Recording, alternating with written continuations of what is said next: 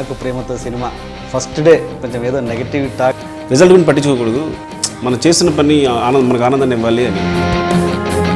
దిల్రాజు గారు ఈ సినిమా తీసిన తర్వాత మళ్ళీ ఇంకా ప్రొడక్షన్లకి అంటే ఇప్పుడు మళ్ళీ మీ కలయిక జరగలేదు అంటే ఆయనకి నాకు గొడవ జరిగింది. ఆయన కనీసం ట్రై చేశారు కానీ నేను ఒప్పుకోకుండా సినిమా ఆ టైం నైట్ క్యాన్సిల్ చేసేసి నైట్ ముహూర్తం పెట్టేసి నైట్ వేరే ప్రొడ్యూసర్తో వేరే హీరోతో సినిమా స్టార్ట్ చేసి. అండ్ ఈ అరెస్ట్ గురించి చెప్పండి, చాలా డౌట్స్ ఉన్నాయి. ఆ అరెస్ట్ ఎందుకు? లేదండి, అది అనుకోకుండా జరిగిపోయింది అంతే. ఇంకేదో దాస్తున్నారు మీరు సీన్ అనుకుంటున్నారు. ఇండస్ట్రీలో మిమ్మల్ని మీ క్లోజ్ ఫ్రెండ్స్కు కొంతమంది ఒక డైరెక్టర్ దగ్గరికి అసిస్టెంట్ డైరెక్టర్ జాయిన్ అవ్వడానికి వెళ్ళాను. తను చీప్ అమ్మన్నాడు, కోపం వచ్చింది. హీరోయిన్ రకుల్ ఏదో బాగా డిప్రెస్ అయిపోయానండి. ఎందుకంటే మీరు పెద్ద ఫ్యామిలీతో కూడా ఎక్కువ స్పెండ్ చేయరని విన్నాను. నా స్క్రిప్ట్ కంప్లీట్ అవ్వకూడదు, ఎంత ట్రై చేసినా కంప్లీట్ అవ్వదు.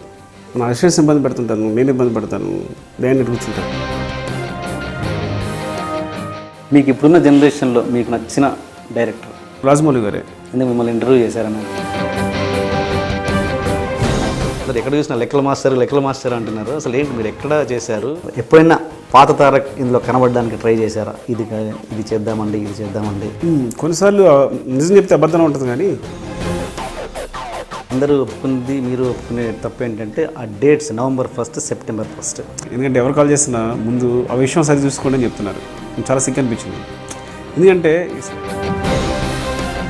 మహేష్ బాబు, తారక్ కాకుండా ఇంకా నెక్స్ట్ మరి పవన్ కళ్యాణ్కి వెళ్తున్నారా? టార్చర్ నేను భరించలేకపోతున్నాను. అది పీక్ వచ్చేసింది. ఇంకా అవును, ఈ మధ్యలో స్టేట్మెంట్ ఇచ్చారంటే మీరు అసలు సినిమాలు ఇంకా మానేస్తున్నాను ఇచ్చాను. కానీ ఇచ్చిన తర్వాత అసలు స్టోరీ తెలుసు. ఎవరు మీ ఫ్రెండ్ మీద యాక్సిడెంట్ అయింది, చనిపోయారు, దాని నుంచి పుట్టిందే ఈ బటర్ఫ్లై కాన్సెప్ట్ అన్నది.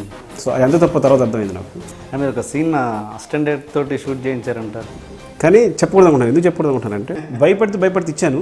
సో ఇప్పుడు మీరు పర్ఫెక్ట్గా తీస్తున్నారన్నమాట. మార్కెట్లోనే బ్యాడ్ టాక్ ఉంది మీ గురించి. అలా ఎక్కడో నాకు ప్రేక్షకులకి మధ్య ఒక చిన్న అంతరం ఉంది. స్టేట్మెంట్ ఎప్పుడు కూడా 99% కరెక్ట్ ఉంటుంది. అందుకే నేను ఎప్పుడు స్టేట్మెంట్స్ ఇవ్వడానికి ట్రై చేయను. మీరు ఒకసారి ఎక్కడో ఇచ్చారంట ఒక ఇంటర్వ్యూలో, ఇది గుర్తు చేయండి, తర్వాత మాట్లాడు. మీ రూమ్ చూశాను, మీ రూమ్ పెద్ద లగ్జరియస్గా ఉందా అంటే లేదు, మామూలు కృష్ణానగర్లో ఒక బ్యాచిలర్ ఎలా ఉంటారో అలా ఉంది. అంటే నేను చెప్తుంటాను అన్నమాట. యాక్చువల్గా నేను ఫ్యామిలీతో కన్నా నా అసిస్టెంట్ డైరెక్టర్స్తో స్పెండ్ చేస్తే ఎక్కువ టైం. నెక్స్ట్ టైం ఏంటంటే ఈ ప్రాజెక్ట్ ఇంకా డిసైడ్ కాదండి. మామూలు పేపర్లో రాస్తారు కదా, చర్చల దశలో ఉన్నాయని. అదే నా మాట కూడా.